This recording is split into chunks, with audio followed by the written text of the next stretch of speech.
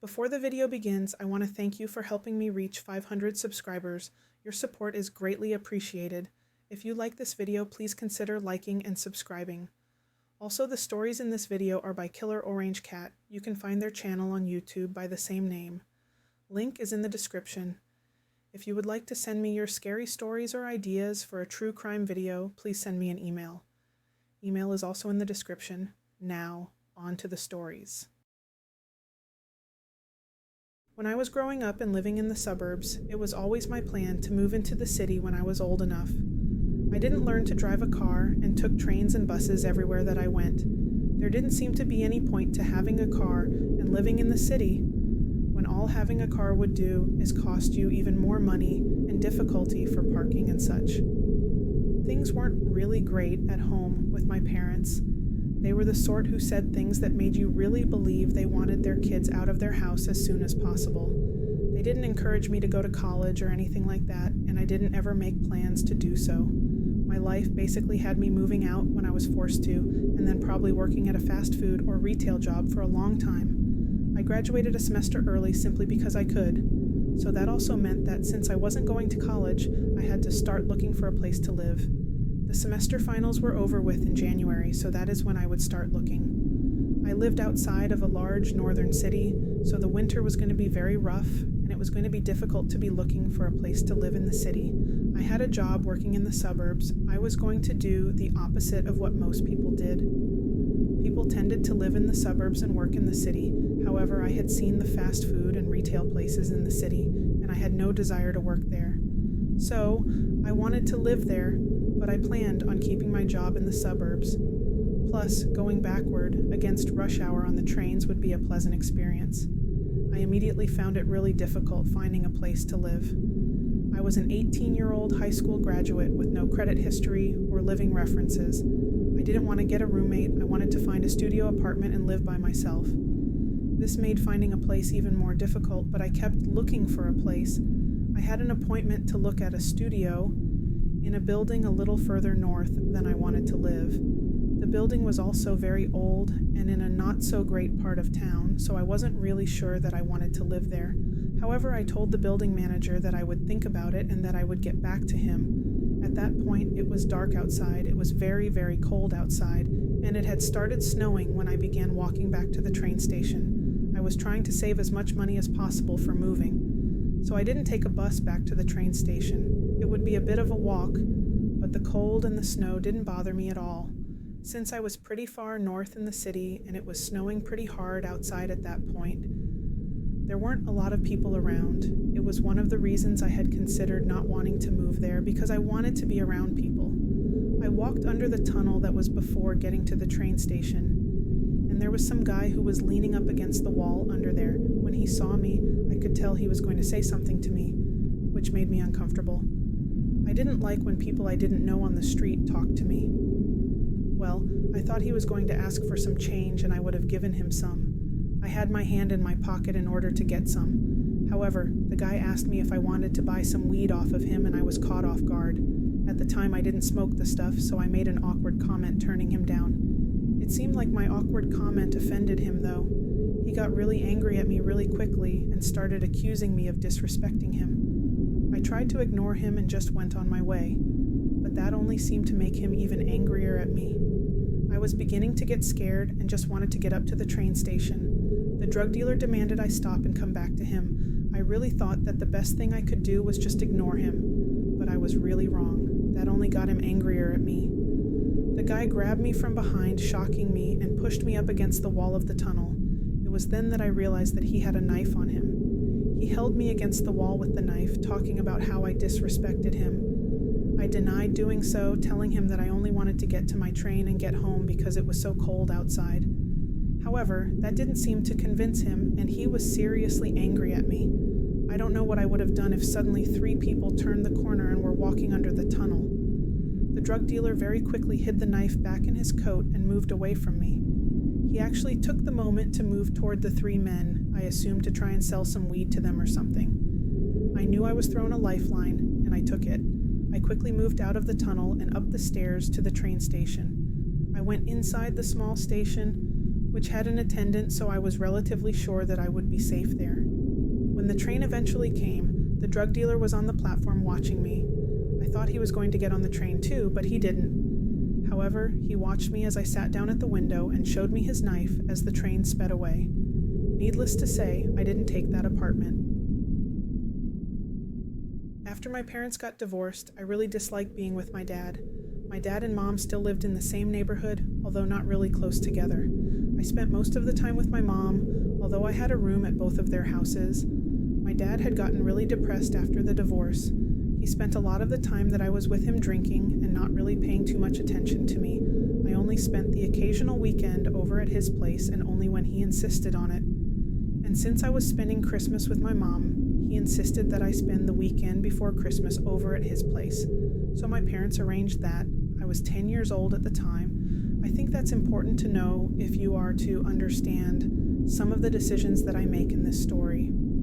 It was a pretty lousy day ever since I walked home from school to my dad's place. It has been snowing pretty heavily all day, so walking to the house caused my feet to get pretty soaked because of the snow. Once I had arrived at my dad's place, he had already began drinking. So the night wasn't going so great. The only thing that I liked was the fact that it was snowing outside, so I sat in the window, drinking hot chocolate and watching the snow fall. Well, my dad drank so much that he eventually fell asleep in his easy chair. This wasn't unusual, but it made the night as bad as any other. I was only 10, and I really didn't know what to do being in the house basically by myself. It wasn't the first time that I completely had to take care of myself, but I didn't really care for it. It seemed like I was wasting my time and my night being at his house. That's when I got the brilliant idea that I should just walk over to my mom's house. I had made the walk before, and it was a bit of a long walk.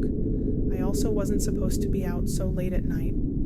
I also thought that my mom might be asleep or out of the house. But I couldn't stand spending more time in this house with my passed-out father. I bundled up as best I could with what I had in the house. And then I set out into the snow. It had really been snowing hard, and it had been building up on the ground. That made it much harder walking out there than it had walking from school. But I was determined to make it back to my mom's house. I was moving really slowly through the snow. As I walked by each streetlight, I saw how hard and heavy the snow was falling. A few times I felt like I should turn around and go back to my dad's house, but I figured it would be fine when I finally made it home. I had gotten maybe about halfway when something happened. A door opened and an older man came out on the porch. He started talking to me, asking me if I wanted to come into his house to get warm. He said it was way too cold and wet out there, and if I came into his house, he could call my father for me to come and pick me up. I waved him off, telling him I was fine. I was just trying to get home, and I could make it there on my own. That was when he started offering me things like hot chocolate and fudge if I came into the house. He was making me feel uneasy, because I wasn't supposed to talk to adults that I didn't know. I wished that I could have walked faster, but I would have had to walk in the street for that, and I wasn't allowed to do that either. I wanted to get away from him, because I didn't feel good with him talking to me. I didn't like talking to strangers. When I tried to go on, I noticed him from the corner of my eye. The man began coming down his front walk quickly, coming right at me. I didn't think much about it, but got scared out of my wits when he grabbed me by the arm. He started trying to pull me toward the front walk, and I knew he was trying to get me into his house. I was terrified, and I struggled my best to get away from him. I began screaming out and yelling at him to let me go, but the guy was dragging me, and since he was a lot bigger than me, he was winning. There was no doubt that he was going to get me into his house. I got extremely lucky, however, as a snowplow was coming down the street at that time. It caught the attention of the man dragging me. I was able to use the icy slickness of the sidewalk to knock him off balance and onto his butt. Then I jumped over the snowbank, separating the sidewalk from the road and in front of the snowplow. The man who had grabbed me got up and started running back toward the house. The snowplow stopped and a big man got out of the cab. I ran over to him and told him that the man in that house tried to abduct me and could he help me out. The driver let me into his truck and he used his phone to call the cops. He waited in front of the house until they arrived, which took a while. But when they arrived, they went and confronted the man in the house. He was arrested for attempting to abduct me. The police then took me home to my mom's house. I did get in some trouble for attempting the walk in the first place. Mostly my parents were both happy nothing bad happened to me. That was the closest call I ever had in my life. I used to have this friend named Dan who was a lot like me. He was sort of a dark guy, wore all black all the time, kept his apartment dark all the time, and tended to spend an awful lot of his time by himself. I don't actually recall how the two of us started talking and eventually became friends, because we weren't really the social types. But however it happened, we became pretty good friends. Though we were close in age, Dan hadn't really gone through as much as I had in life. I'd been in relationships, both good and bad. He really had spent the most of his time alone. I seem to think that maybe we met on a dating site or something like that and just decided to be friends. He had met someone on the site maybe about 6 months after the two of us became friends, and he became really enamored with them. However, his newfound love was pretty obvious to me as a game player. They lived in different states, first off. Whenever Dan tried to figure out a way for them to get together, it never worked. It was really just a bunch of drama, and I really couldn't tell Dan what I thought because I knew that he would just get mad at me. Anyhow, the day that it all came to a head was on the day where there was a blizzard. My job shut down pretty early in the afternoon and canceled the following day of work because of the feet of snow that were expected. So I drove through a lot of heavy falling snow to get home and planning on not stepping foot out of the door for a few days. It was pretty late in the evening, around 11 p.m., when I got a call from Dan. I hadn't heard from him a lot lately because he was so into his significant other. He was so distressed on the phone and I could barely make out what he was talking about. However, he kept pleading with me to come over to his place because he didn't trust himself to be alone. I definitely didn't want to go out into the blizzard, but of course, I had no problem doing it for a friend. It was difficult to get over to Dan's place. The snow was falling even heavier than before and it was hard to see anything at all. He didn't live very far from me, but it took me nearly until midnight to get to his place. When I made it there, things began to make a lot more sense. The person he was supposedly in love with had been playing some pretty sick games with him, although Dan couldn't see it that way. They were supposed to drive up to see Dan for the weekend, but claimed they had driven halfway and then couldn't drive anymore. They went as far as telling him that they were going to kill themselves in the car because they were so upset that they couldn't finish the trip to come and see him. Dan offered to go and find them and pick them up, but they eventually hung up and quit answering their phone. So Dan and I were, as usual, hanging out in the dark in his apartment, and there was this extremely strong negative energy in the air, and I was doing all I could do as a friend, simply to try to console my friend despite all of the bad mojo that he had surrounded himself in. Eventually, although it was hard, I was able to get Dan to calm down enough that he dozed off for a while. I was laying in his bed watching over him when he fell asleep. Once that happened, I just laid there in the dark, looking out at the snow falling outside. I wasn't the type who could usually fall asleep in anyone else's bed, but I had to be there for my friend. So I just lay there, watching the snow as he slept beside me. I thought that I heard something in another part of the apartment. I didn't think it was anything at first. However, as I was lying there, several things happened at once that really terrified me more than I had ever been scared before. Suddenly, a light in the hallway outside Dan's bedroom turned on. I immediately looked over there from the window. I turned my head just in time to see the shadow of someone walking by the doorway into the living room of the apartment. I am not sure how long I laid there, frozen in terror.